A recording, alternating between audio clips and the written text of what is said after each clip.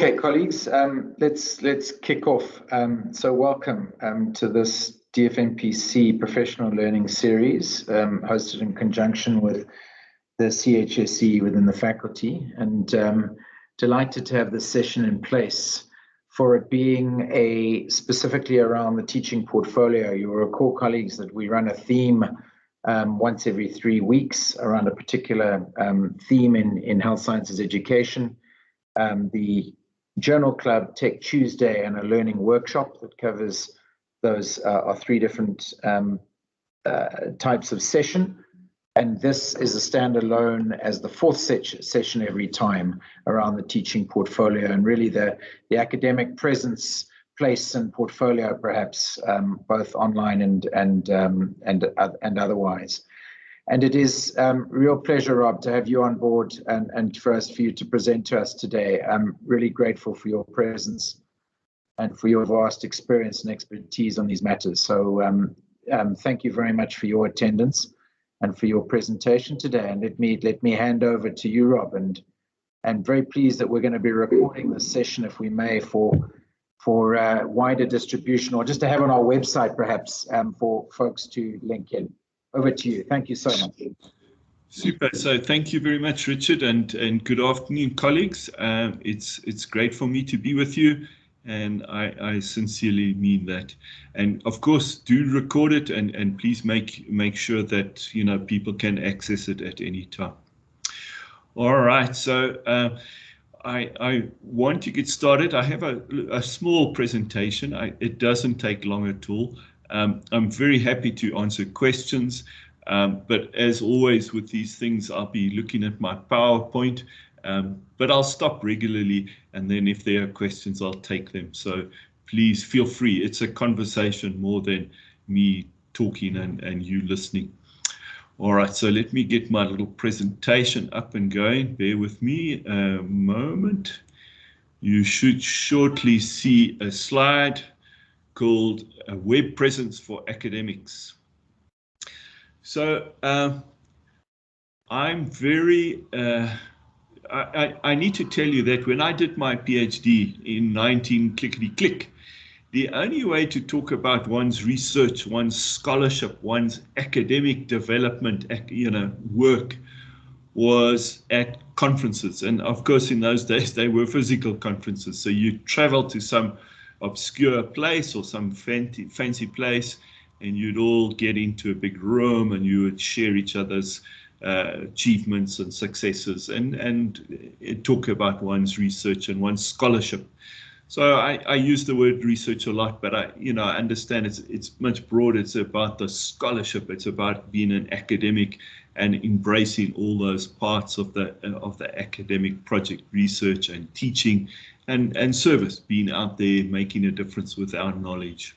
In fact, I like the little saying, it's about creating knowledge, sharing knowledge, and using knowledge. And that's what we're all about. So the only way we used to do it in the past was at conferences.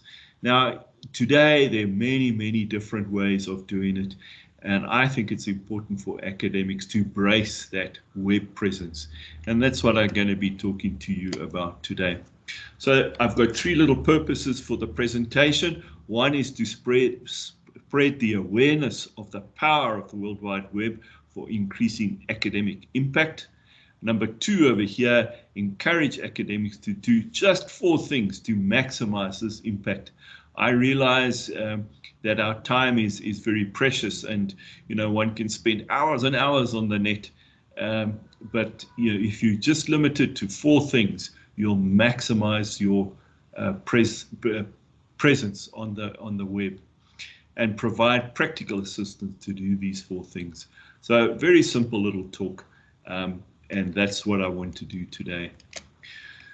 So let me begin by saying nothing can replace our conventional peer-reviewed publications, in whether they journal articles or books or chapters.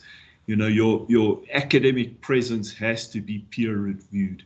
Peer review is the gold standard for quality control in the area of scholarship. Be it writing a journal article for a journal to publish, be it writing a grant for funding of a research project, be it for promotion. All of these things depend on peer review. And so that's the fundamental, and I'm not distracting from that at all. But down here, the power of social media can help boost impact. Now, being an academic is a very public activity. I mean, whenever you publish something, that's what it means, publish. It goes out into the public world, public space. I can look up on various search engines like Google Scholar or Web of Science Index, PubMed. I can look up people's publications and see what they've published. And so it's a public space that we need to be in. And so there's an element of engaging with that public space and owning it and making it your own. Because there is this concept of if you don't have an active space on the web, you have a passive space and you are not in control of it, and all sorts of things can develop around your name that you have no intention of it's not accurate, and you didn't put it there, but it can develop. So it's better to claim the space and be active in the social media, talking about your research. But of course, it'll never replace the need for peer-reviewed publications to be a fulfilled academic. That is the basis. This is like the cream on the top, the icing on top of the cake. All right, let me pause there. I've said a few things. Maybe some people have got some questions or comments or concerns already. Anybody want to say anything or ask a question?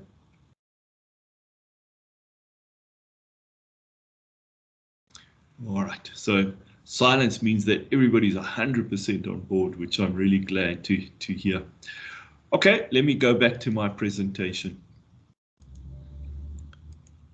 So I'm encouraging you to have an active presence on the web, talking about your scholarship, your research, your teaching, your activities that you do in the academy.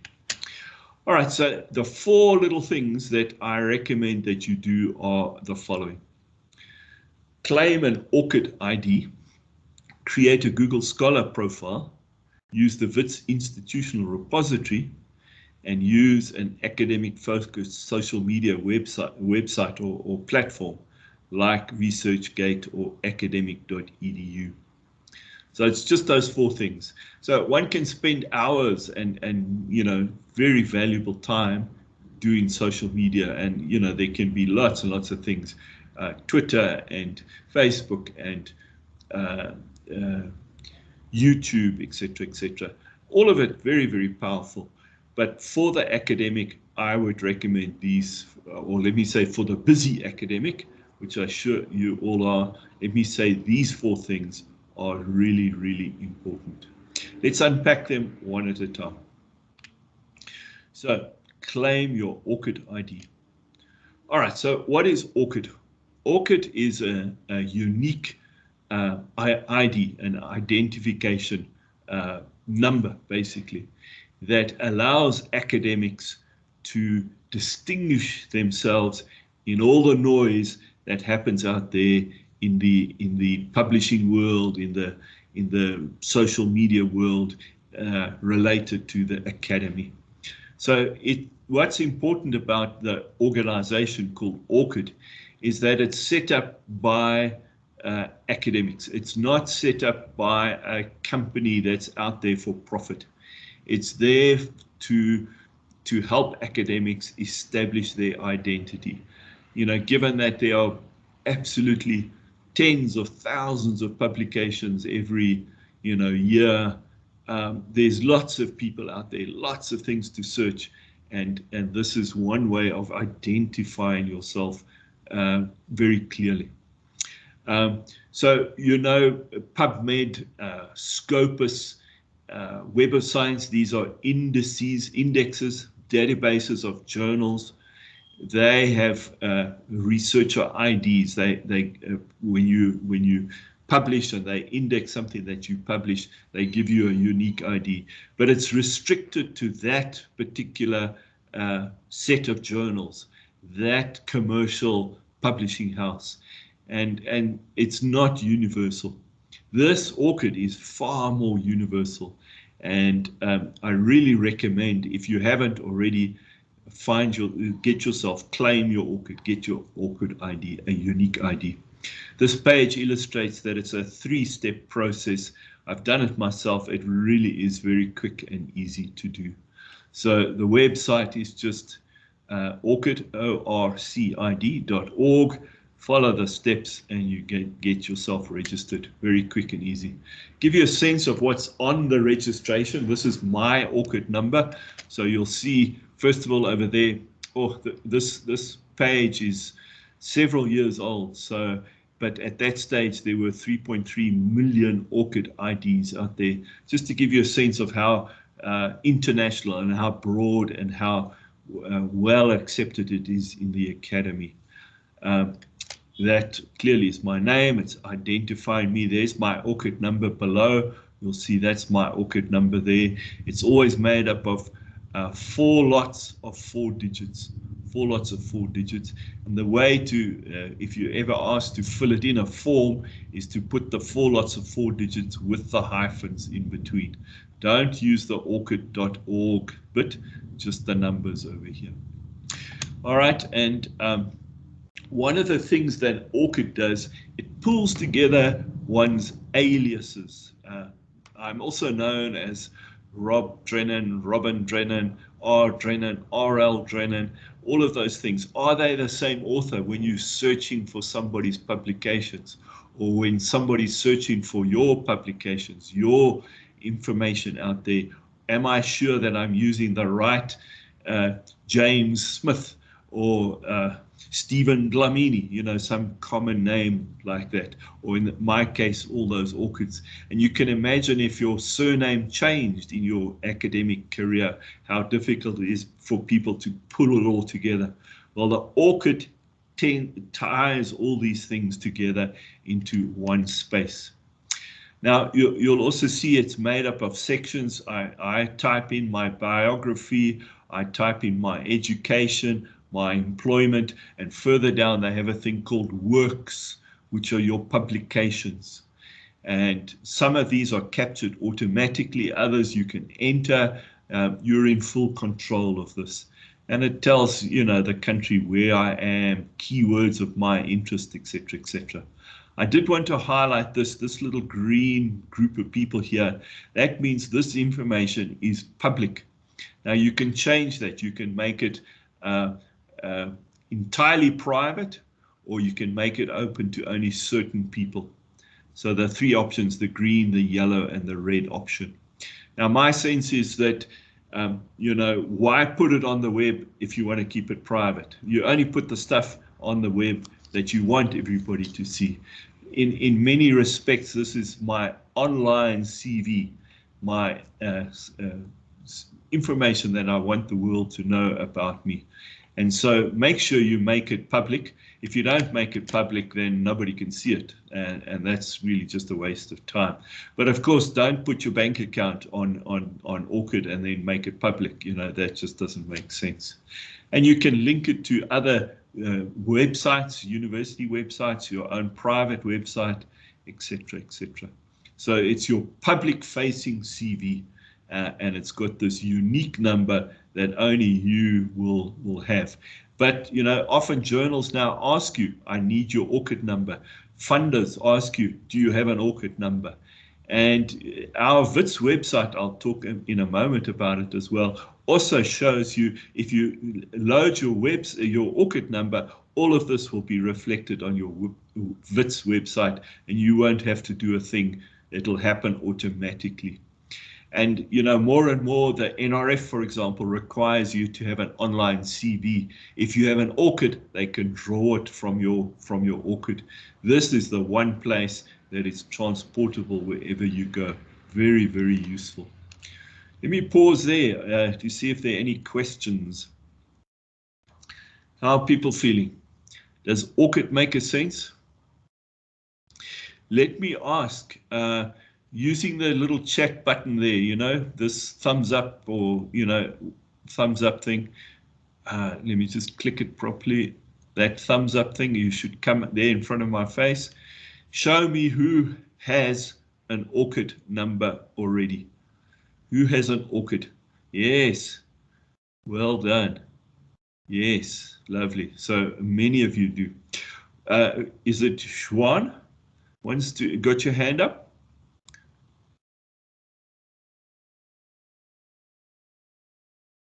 Yeah.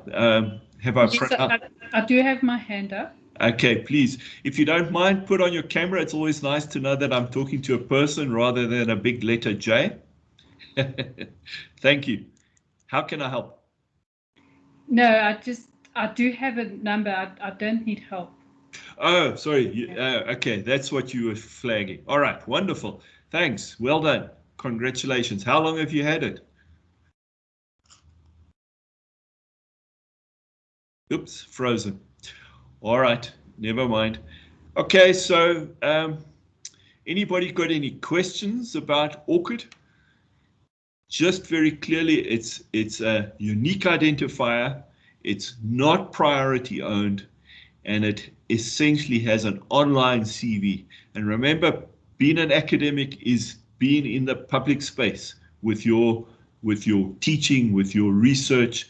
So, you know, if you feel very afraid, I don't want to have a public presence, you know, it kind of goes with the territory of being an academic. Okay. All right, let me go back to my presentation. So that's what the ORCID looks like. And those who already have it, well done. Excellent. Very, very good. Now, next step. With your ORCID, if you capture it onto the HR system, the WITS HR system, you load up your ORCID number there. You will then get that profile updated. I'll show you an example now, every week on Thursday night. And so whatever goes into your ORCID profile gets reflected on the WITS profile. And you see again, it's starting to develop this web presence of yours. You'll be now in 2 places out there in the web. Okay, now how do you do that? You can do it yourself. In fact, you need to do it yourself because you're giving the permission for WITS to use your ORCID profile. And it's the staff web page. If you go to the staff web page on the WITS web page and you click on staff, you will see, I thought I had a copy of it. In fact, I can perhaps just take you to that now. Let me just stop my presentation for a moment and then take you to that web page. All right, that's not what I want. All right, so this you should see now. There's the WITS web page, and I've clicked on the staff button. Where do I find the staff button? Up top there.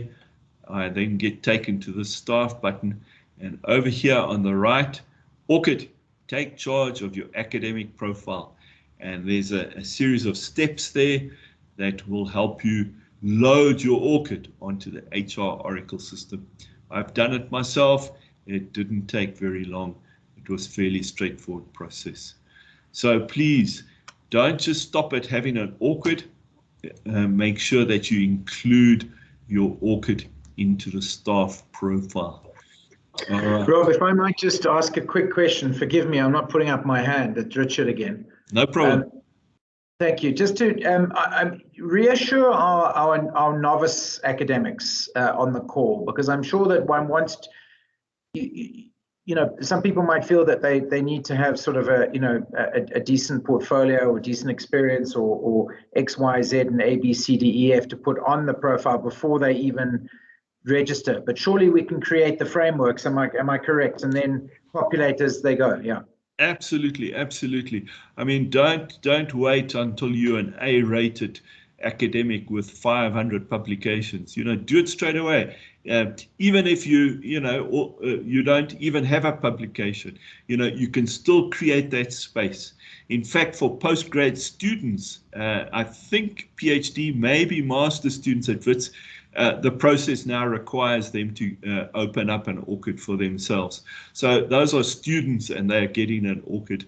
And so please do go out there. Don't feel that this is only for very experienced academics. Everybody can use this. Catherine, I see your hand up, and I also see in the chat that you asked how to do it. Hopefully I've answered that. Sorry, Catherine, you muted.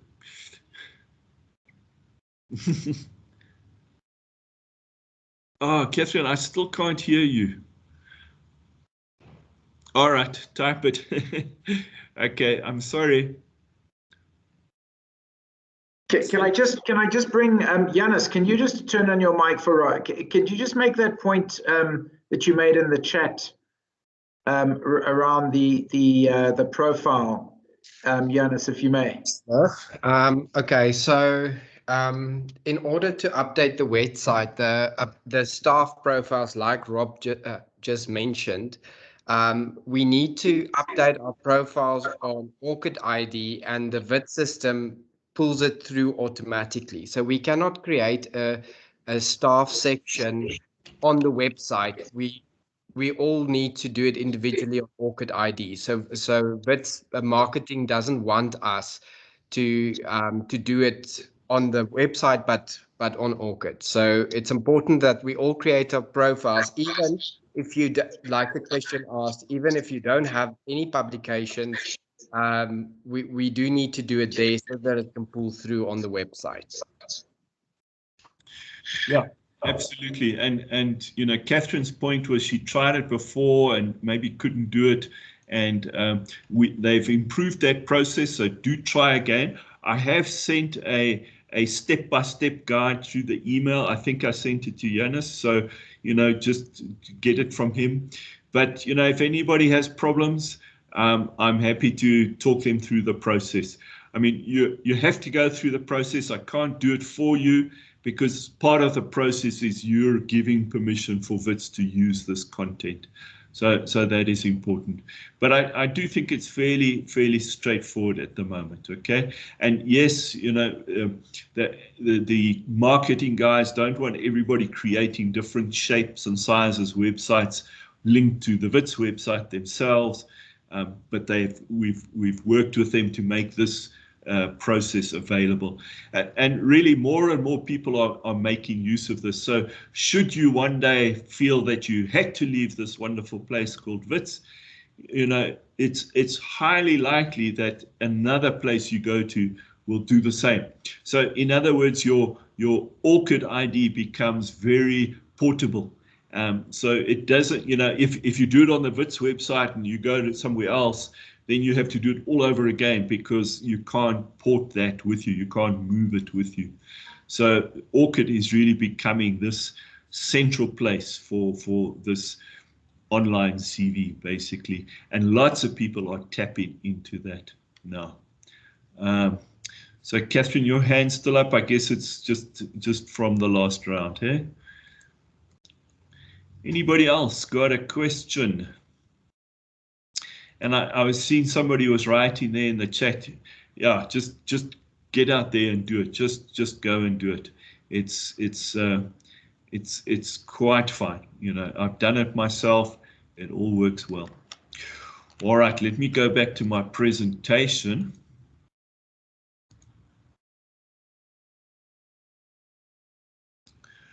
All right, so once you put it on the website, and I've shown you the link, then it'll create a staff profile for you.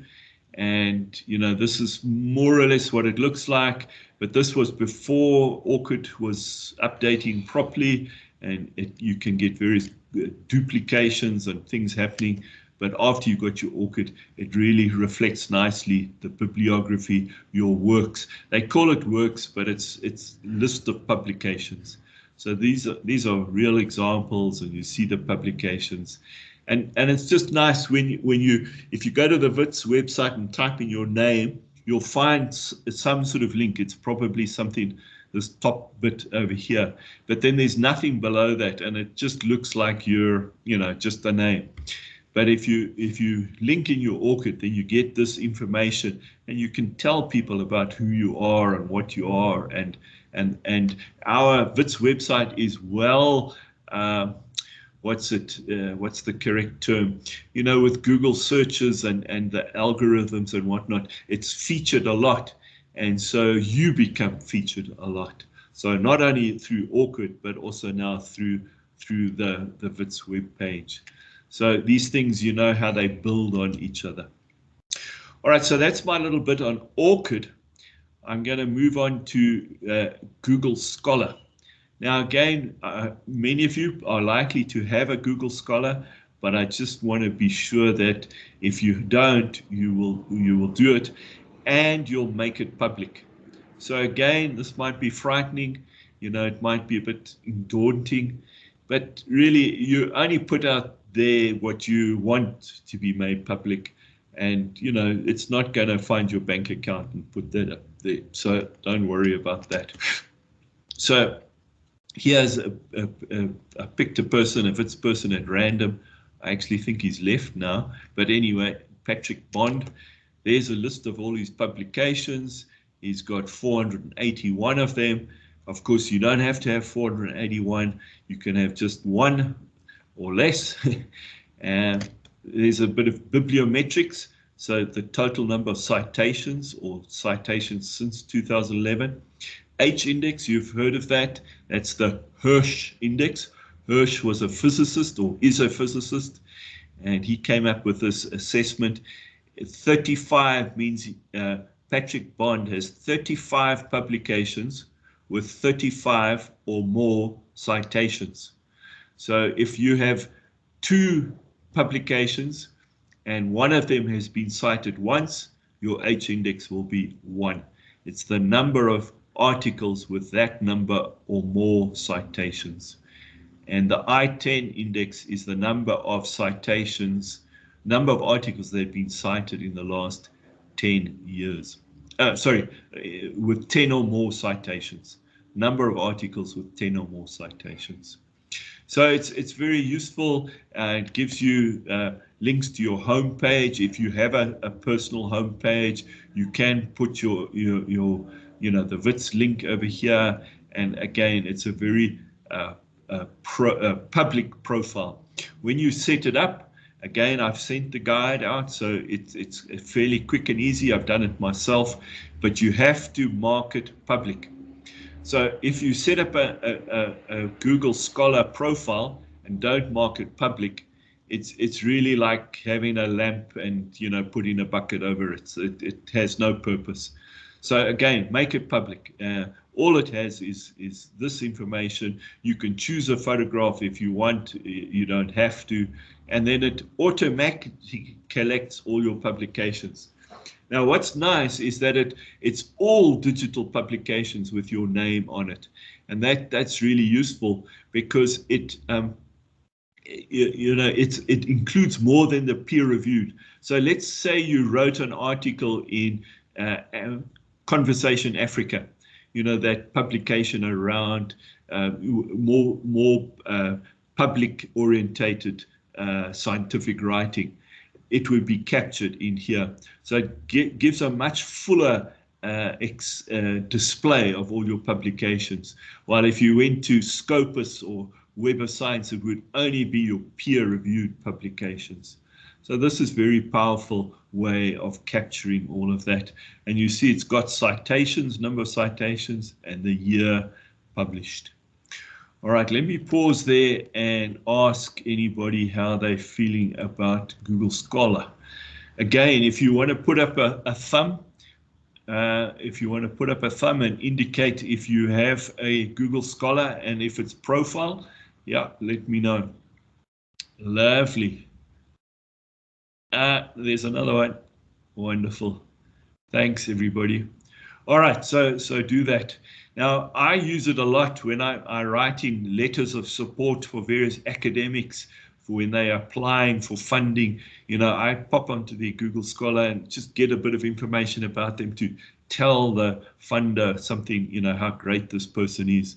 But it's, sometimes there is no profile, and then the person is, in a sense, missing, which is really a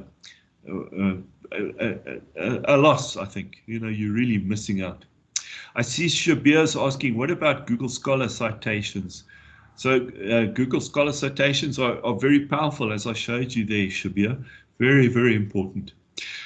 One step that one has to do to get a Google Scholar profile is create for yourself a Gmail email account, a Gmail account. So you might say, why is this, what am I asked to do this? Well, it's just the way they capture your information so that they can create the Google Scholar account. So you might never use that Google Gmail account. You don't have to use it, but you do have to create it to get the Google Scholar. So I fully recommend that you do that. Now I've got something interesting for you to look at here. Let me go back to my profile. Now, I'm going to show you a Google Scholar profile that might surprise you. So it's for Albert Einstein. So if you look up Albert Einstein, you just type in Google Scholar Albert Einstein into Google, this will pop up. And it's quite special, I thought. And you can see if you list his publications, I don't know if you know, I'm a love reading history of science, and the 1905 publications by Albert Einstein were his publications about general and special relativity, and so they were really world-breaking. And you can see this 1935 one has 15,640 citations. Of course, he's not publishing much anymore these days, but still, I thought that would be quite interesting for you to have a look at. So he's got an H index of 110, and he hasn't published anything since 60, I think, was around about when he died. So I just thought that would be interesting. All right, step 3, wired space. But before I go into that, let me ask any questions. Everybody happy? Cool. All right, so let's go on to 3 or 4 things to do. So wired space, WITS institutional repository on DSpace. That's what it stands for, wired space, WITS institutional repository on DSpace. DSpace is open source software that institutions like WITS can use for a repository of all their publications, teaching materials, etc., etc. And DSpace is an open access platform. So the WITS library uses wired space and encourages you to put your publications there. All right, that's what it looks like. And I'm not going to go through lots and lots of time spending on this, but this is how you can use various ways of searching, but you can also log in and upload your publications. Now, if you are publishing in a peer-reviewed journal, you have to put the reprint here. There are some restrictions, but they will guide you through this process. The librarians, there are lots of contact details over there, so they'll guide you. And you can put your teaching materials on here, anything and everything to have, again, a web process, a web presence. And so this is curated, so it's looked after, it's kept up to date, and it's really a repository. And you can find lots of information about others here as well. For example, all the electronic theses and dissertations are stored here. So lots and lots of places to get information, but also to have your information shared. So you'll know a lot of open access journals, you have to pay to get them published. 2 pieces of information around that. First of all, there is a program of support in the library that will help you pay for some of those costs. But if you really have no money, because you have to pay some of the costs, if you have no resources and you want to get out there, get that presence going, then wired space is an open repository, and it's curated, so it's well flagged, and the algorithms will find it. So this is another cheap way of getting your teaching materials, research materials published into the wide world over there. Okay, so wired space. It's the same as a free open source publishing. Okay, and then step four. Step four, use a suitable academic social media platform. All right, so just my understanding of the world: Facebook kind of for family and friends, LinkedIn for professionals talking and speaking to each other, ResearchGate for academics. It doesn't have to be ResearchGate. The other one is academic.edu. I tried both. I prefer ResearchGate. You choose whatever you want. So just to give you a sense, it shows you views of your publications. This says altmetrics, alternative metrics. So it's not citations, but it tells you how many people have viewed a particular publication. And again, it gives some information about you, your qualifications, etc., etc. People have read this stuff in some time back. So it's really a useful thing for about interacting, sharing your information. The other thing I quite like is this one on questions. You can use it to ask questions of people in a discipline. So, you know, if you're grappling with a way to do a particular research project or something that's really bothering you, and you want to sort of get a wide number of responses and ideas and suggestions, you know, it's a very powerful thing that you can ask a question over there. Obviously, you're not going to ask a question around something that you're hoping to patent along the line. You know, you wouldn't do that once it's in the open space. You can't protect it. But, you know, for general type of things and whatnot. So I quite like ResearchGate. I think it's quite a useful one, although academic.edu is equally as good, I guess. Although I must admit, with academic.edu, I keep on getting emails.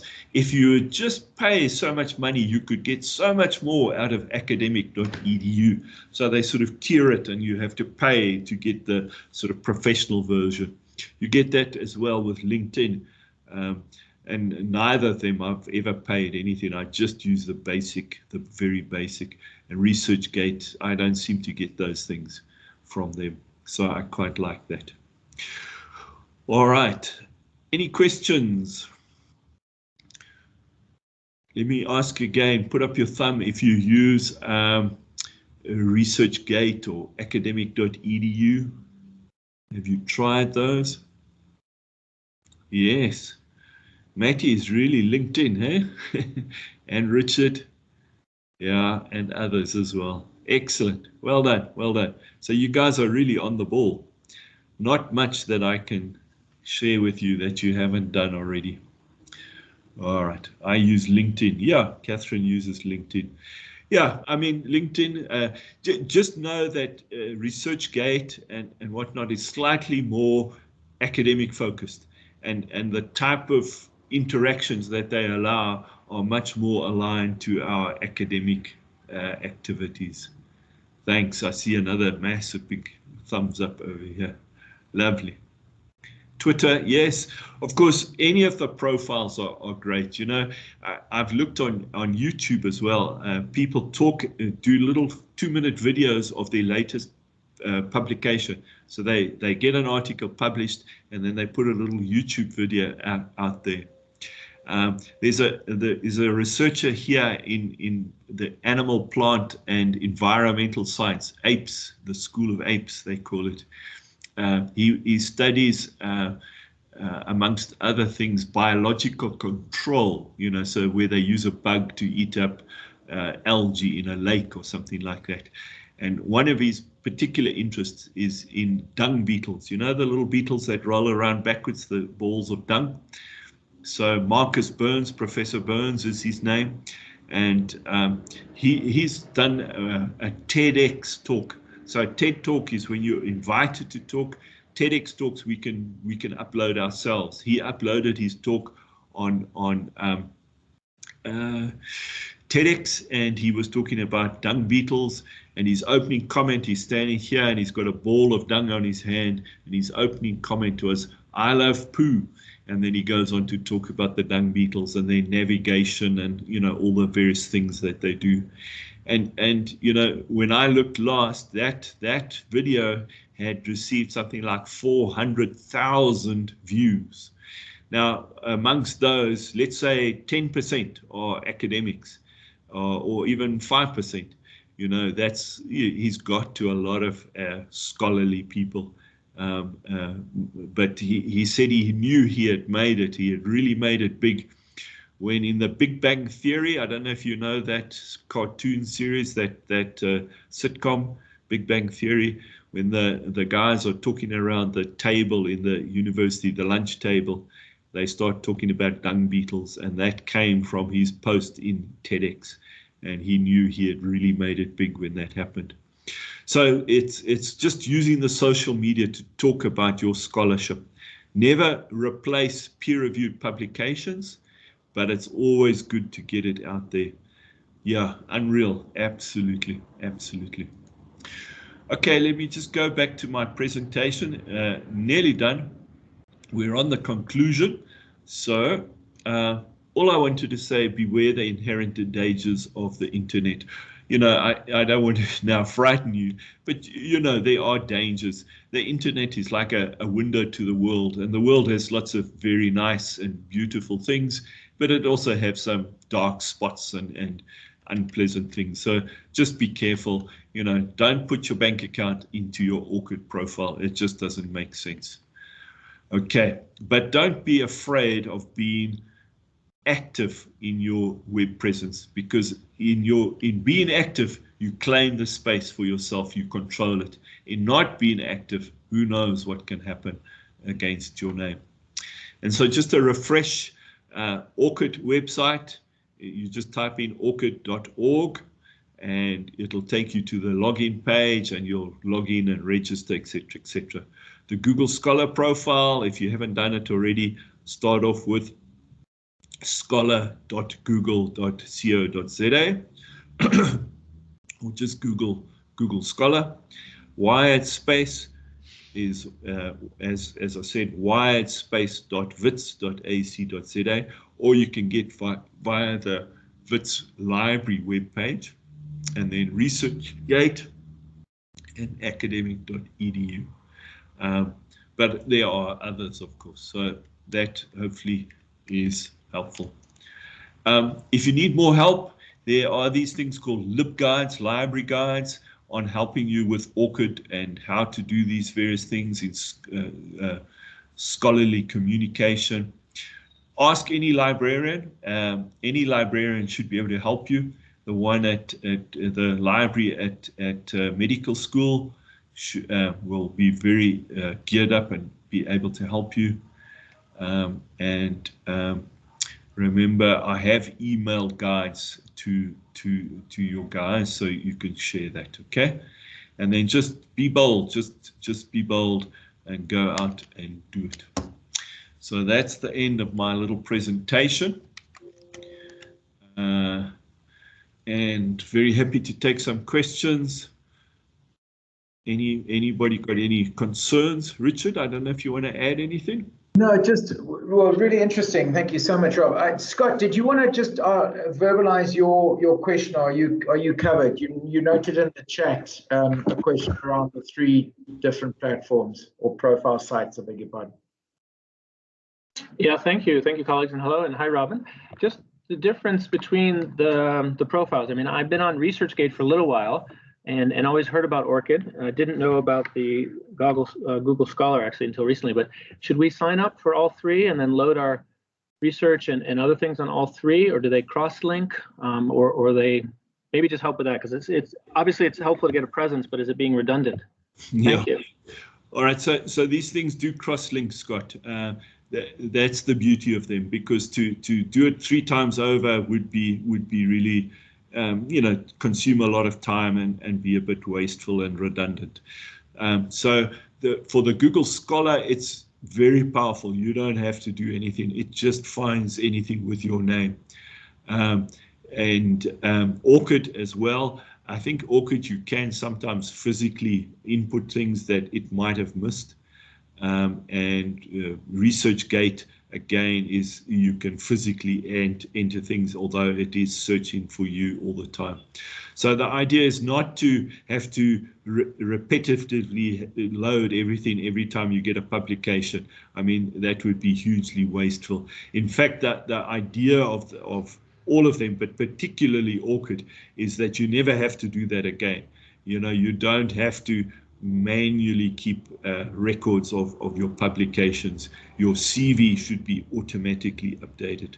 And so, I mean, always keep a watch on it. Every time you publish something, check, you know, give it a week or two, or I don't know, maybe even a month after your publication has hit the world, you know, got a DOI, a document, what's it, object indicator, you know, that DOI, that unique number.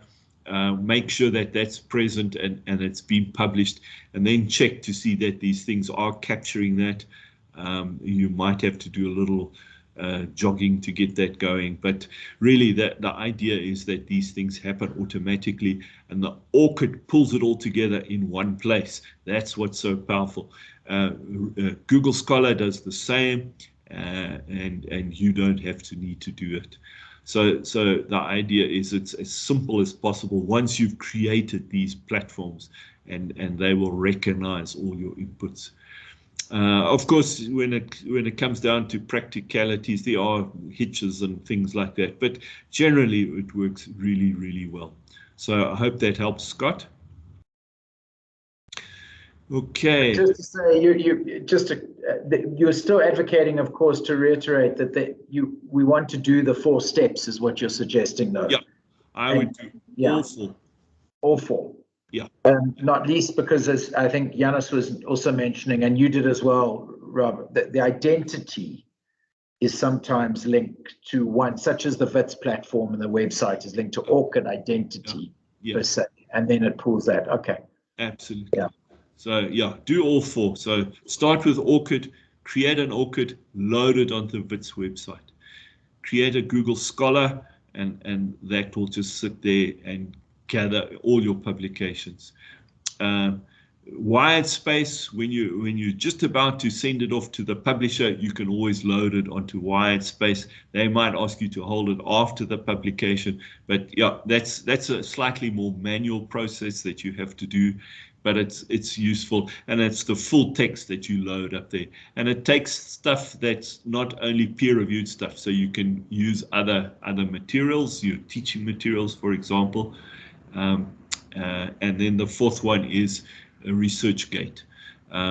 But yeah, I recommend do all 4, and you know, you could do a whole lot more than that, but that becomes time consuming, and I know you don't have the time for that. But if you can do those 4 things, you'll have a very active social networking presence.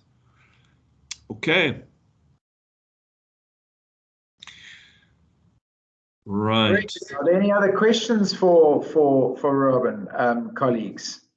A very useful, structured approach to doing it, to doing this, and we appreciate the simplicity with which you've approached it. That's in these busy times. That's exactly what's needed for all of us doing many different things. And if we could just take this approach of the 4 steps, then that might well be beneficial for everyone. Catherine, am I seeing your hand?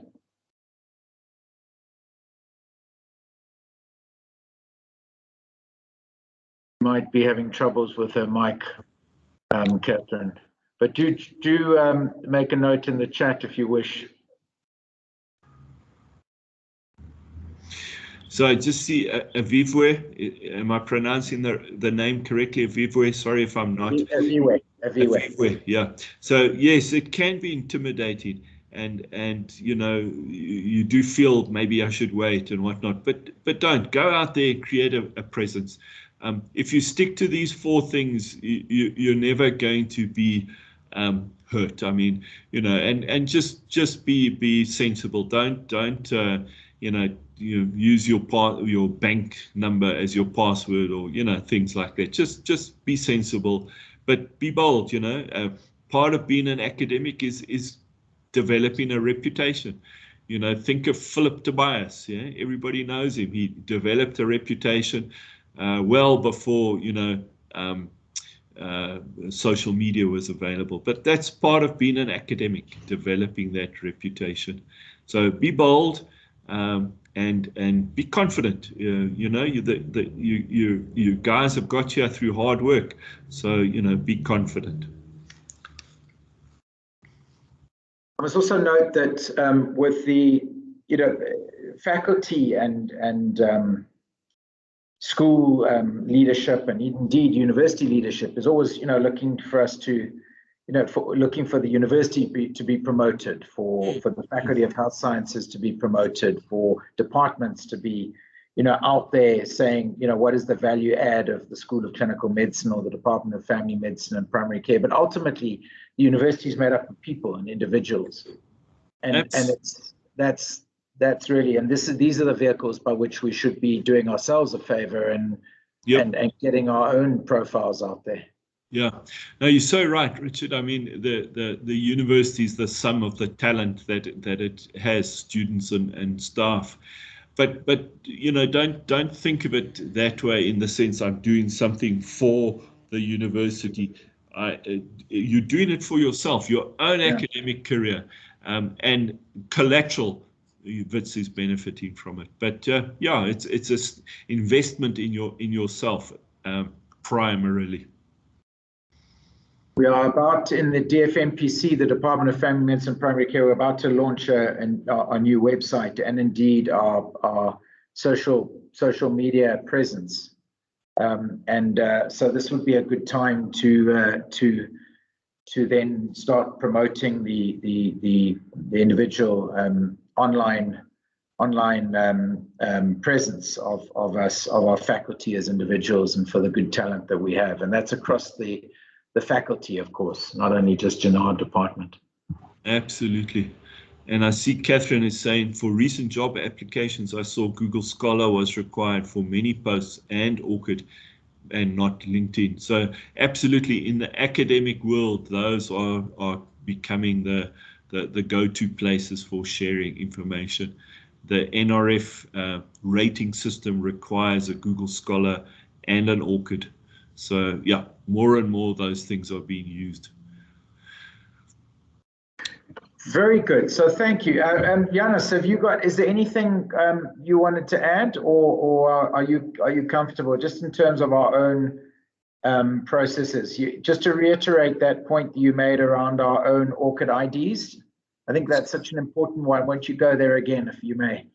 Yeah, so the next step is for all of us to start creating our ORCID IDs, so that we can pull that into the website, and that our bios and everything is there. I think Rob mentioned this, and I think Shira also did. And it's not about, I mean, we can do it systematically and just add bit by bit. We don't have to do it overnight. The point is just that we need to start doing it now. And as you progress, the same as what you would do with your teaching portfolio, just add a bit by bit. Absolutely.